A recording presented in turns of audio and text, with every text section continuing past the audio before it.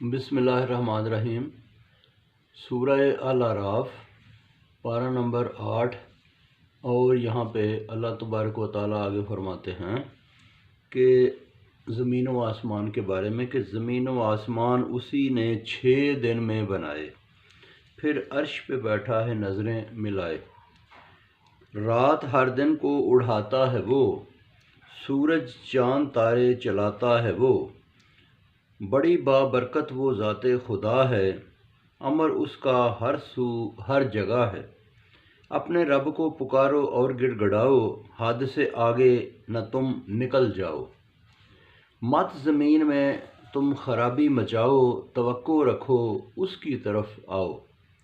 मेहरबानी है उसकी एहसान वाले पर, रहमत है नज़दीक ईमान वाले पर।